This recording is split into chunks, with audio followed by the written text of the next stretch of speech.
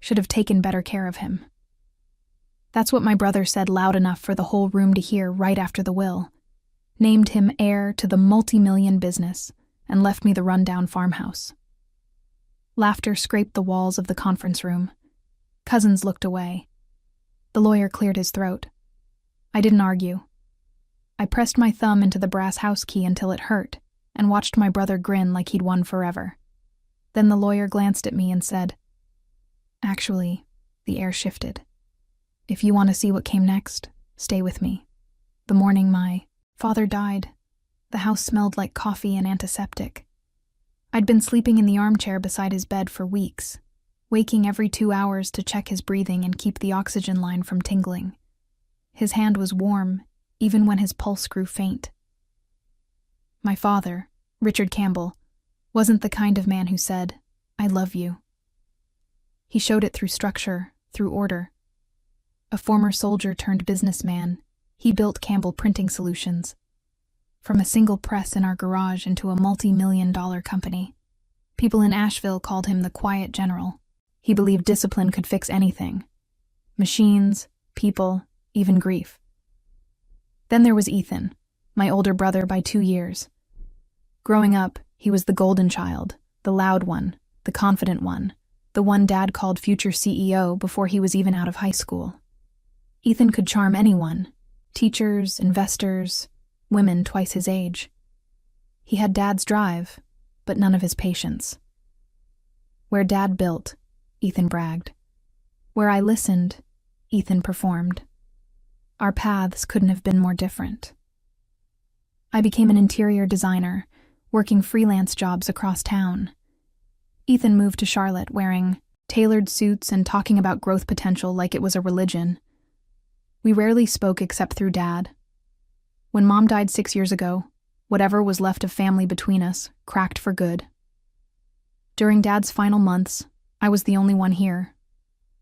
Ethan called maybe twice a month short check-ins that always ended with, "Hang in there, kiddo. You're doing great." He never once asked what great meant when you're feeding a man soup at midnight or cleaning up spilled medicine at 3 a.m. The hospice nurse, Rita Lawson, came every morning at 9 She'd been with our family for over 10 years. First as Dad's bookkeeper, then as his caretaker when his heart began to fail. Rita had the kind of quiet wisdom that could fill a room. Sometimes she'd pause at the door and say, "He's proud of you, Ivy. He just doesn't know how to say it." I'd nod, pretending I believed her. One rainy morning just before dawn, Dad asked me to open the windows. Cold air drifted in, carrying the smell of wet oak. He looked out toward the trees he'd planted the year I was born and said, "You always notice the details. That's your strength. Don't ever let anyone make you doubt that." He passed away 2 days later quietly, like he'd finished the last line of a long letter. At the funeral, Ethan arrived in a charcoal Tom Ford suit and sunglasses too dark for the cloudy day. He moved through the crowd like a politician, shaking hands, thanking guests for their support. When people offered condolences, he turned every sentence back to the company Dad's legacy, the future expansion plans. I stood near the casket, feeling invisible. After the service, Ethan clapped me on the shoulder. "You handled all this well. Dad would have been proud." Then he smiled, half sympathy, half ownership. 3 weeks later, the lawyer called us in for the will reading. That was the day Ethan's laughter filled the room the day he said it. Should have taken better care of him. But the truth, my father had already taken care of me, just not in the way Ethan would ever understand. The office of Morrison and Associates smelled like furniture polish and old money. The mahogany table stretched longer than necessary, its surface shining under fluorescent light. On one side sat Ethan Legs, crossed cufflinks flashing his confidence, filling the space like cologne. On the other, me, holding my bag in my lap, trying not to stare at the framed certificates that said, "Excellence in Estate Law." The lawyer, Mr. Harrison, had been with our family for decades. He adjusted his glasses, cleared his throat, and began reading. The words came out dry and formal, like someone peeling tape off an old wound. To my son, Ethan Campbell, I leave Campbell Printing Solutions, including all its assets, accounts, and operations valued at approximately $4 million. I heard a faint whistle. Ethan's, of course. He leaned back, smirking like this was his coronation day. Then Mr. Harrison continued to my daughter, Ivy Campbell. I leave the family farmhouse at 17 Oak Street, including all belongings within. Silence. Even the air conditioner paused. Ethan let out a short laugh. The farmhouse, the one with the roof caving in. He turned to the lawyer, pretending to whisper, but loud enough for everyone to hear. Guess she gets what she put into it. A few awkward chuckles followed. I didn't move. I just stared at the line of text on the document as if maybe I'd missed something. An addendum, a clause, a reason. But there wasn't one. Mr. Harrison's tone shifted, almost apologetic. That concludes the reading. I signed where he told me to the pen, trembling only once. Ethan stood, stretched his arms, and said, "Well, that's that. Guess Dad knew who could actually handle responsibility." I wanted to scream, to ask why Dad, who'd watched me stay up nights fixing his medication charts, thought I deserved nothing more than peeling paint and unpaid taxes. But instead, I gathered my bag, nodded politely to the lawyer, and left. In the hallway, Ethan caught up with me. "Don't take it personal," he said with a grin that wasn't kind. "Next time, try not to play nurse. Maybe then you'll get something worth keeping." That was the moment the air left my lungs. He walked away, whistling his phone already pressed to his ear, talking about mergers and board approvals. I stepped outside the late afternoon sun hitting my face and looked down at the brass key in my hand. It was heavy, warm from my palm. I didn't know why, but I couldn't let go of it. Maybe it wasn't just a key to a rundown house. Maybe it was the one thing my father wanted me to find. The first night back at the farmhouse felt like stepping into a ghost's memory. Dust floated in the air like slow snow. Every board creaked. The kitchen still smelled faintly of Dad's pipe tobacco, though he hadn't smoked in years. I set my bag down on the counter, opened the faucet, and watched brown water sputter out. This was what I'd been left with. Rot leaks. Silence. I walked room to room, tracing the outlines of old photographs still hanging crooked on the wall. Mom smiling beside the oak trees. Ethan at 10 holding his first trophy. Me smaller off to the side, almost cropped out of the frame. In the living room, I sank onto the sofa and replayed Ethan's voice in my head. "Next time, try not to play nurse." It wasn't just a jab. It was his way of confirming that he'd won, that Dad's last act had chosen him. For the first time in months, I let myself cry. Not loud, just steady. The kind of crying that empties you out enough to start thinking clearly again. The next morning, sunlight poured through the gaps in the curtains. I made coffee in Dad's old percolator and wandered into his study. The desk drawers were organized the way he'd always kept them. Pencils lined up, invoices stacked, everything in its place. But when I tried to move the desk to sweep behind it, something shifted. A hollow sound echoed from the wall. I froze. Knocked once. Hollow again. 2 feet to the left solid. My pulse picked up. I crouched down, running my fingers along the baseboard, until I felt a seam, a narrow strip where the paint didn't quite match. I grabbed a screwdriver from the toolbox, pried it open, and revealed a small metal panel with a keypad, a code. I stared at it for a long time, then typed the only numbers that made sense: Mom's birthday. The keypad clicked a soft mechanical sigh, and the panel swung open. Inside, a fireproof safe, small but deep. My hand shook as I pulled it out. There was a letter taped to the front, my name written in Dad's handwriting. "If you're reading this, you found what I needed you to find." This was never about money, Ivy. Inside were bank statements, investment documents, and a tiny brass key labeled First National Bank. Box 212. I sat there staring at the letter, the safe, the dust dancing in sunlight. All this time, he hadn't ignored me. He trusted me to find it. I folded the note carefully, held the bank key tight, and whispered to the empty room, "Okay, Dad. I'll finish what you started." The next morning, I drove to First National Bank downtown. The brass key felt heavier in my pocket with every mile. It was the kind of spring morning Dad loved. Blue sky, cool air, sunlight glinting off windshields. He would have said, "Good day to build something." I parked under the shade of an oak tree and sat there a minute, palms damp, staring at the marble steps that led to the glass doors. Inside, the bank smelled of polish and paper. A woman in her 50s approached with a practiced smile. Her nameplate read, "Mrs. Chen, branch manager." "I think this belongs to one of your boxes," I said, placing the small key on her desk.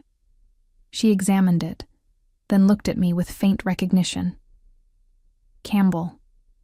I nodded. Her expression softened. "Your father was a meticulous man. Always came in on Fridays. Same time, same coffee cup." She guided me through a set of heavy doors into the vault area. The walls hummed faintly from the climate control. We stopped in front of a small safety box marked 212. "Take all the time you need," she said, and left me alone. The lock clicked with surprising ease. Inside were neatly stacked folders, sealed envelopes, and one flash drive. The first folder was labeled Investments 2003 Tuning 22. Each document detailed shares, bond certificates, and accounts I'd never known existed. At the bottom sat an envelope with my name. I opened it slowly. "Ivy, if you're reading this, you passed the test I never could give your brother. Ethan has always measured worth by applause. You've always measured it by effort. I built my company for him to run, but I built this for you to understand. Inside this box is everything I've saved since you were 10. It's yours. Use it wisely, quietly, and never let arrogance touch it. You were my balance. Make me proud. Love, Dad." The numbers on those statements blurred before my eyes. $3 million in total value. Enough to rebuild the farmhouse, pay debts, and live without fear. But more than that, it was proof. Proof I wasn't invisible. I pressed my hand over my mouth and laughed just once, shaky and low. That afternoon, I called Mr. Harrison. "I need to meet," I said, with Ethan present. He hesitated. "Is this about the estate?" "It's about closure," I replied. Ethan arrived 2 days later, late as always, his cologne entering the room before he did. The same mahogany table, same lawyer's office, but the air was different this time, thicker, expectant. I sat across from him, calm, a folder in front of me. He dropped into the chair, flashing that practiced grin. "So, what's this about?" "Finally decided to sell the farmhouse." Mr. Harrison folded his hands. "Actually, Ethan, there are a few matters regarding your father's private holdings that need to be clarified." Ethan frowned. "Private holdings?" "Yes." Mr. Harrison opened a second file, the one I had handed him earlier. "Your father maintained a separate trust not listed in the initial will. He instructed that it be disclosed only once certain conditions were met." Ethan's smirk twitched. "What conditions?" I spoke for the first time. "That I find it myself." He laughed. "You find what?" "A couple of old bonds." Mr. Harrison adjusted his glasses. "Not quite. The trust includes diversified investments, property deeds, and accounts totaling over $3 million, all of which belong exclusively to your sister." The words hung in the air like a bell strike. Ethan's face went pale, but Mr. Harrison repeated it slowly. "Your sister, Ivy Campbell, is the sole beneficiary of your father's private trust." Ethan turned to me, voice cracking. "You knew about this?" I found it, I said simply. In the house you laughed at. He blinked, shaking his head. No, Dad wouldn't. He wouldn't hide something like that from me. Mr. Harrison sighed. He did. He wanted to see how each of you would handle what you were given. You were left the company, Ethan. Your sister was left the house. Ethan slammed his palm against the table. That company was a disaster. He set me up to fail or to learn, I said quietly. He spun toward me, fury creeping into his face. You think this makes you better than me? You got lucky. I met his eyes and saw the same boy from our childhood, the one who always needed to win, no matter the cost. No, I said. I got tested and I passed. Mr. Harrison cleared his throat, his voice steady. There's one more letter your father asked me to read aloud. He opened an envelope, unfolded a sheet of paper. To my children, Ethan, leadership isn't control. It's responsibility. I gave you the company because I wanted you to build, not boast. Ivy, you understood value without ever chasing it. You saw things others overlooked. That's why the future belongs to you. The room went silent. Ethan's jaw tightened. He left me a sinking ship and her a fortune. Maybe he just gave us what we deserved, I said.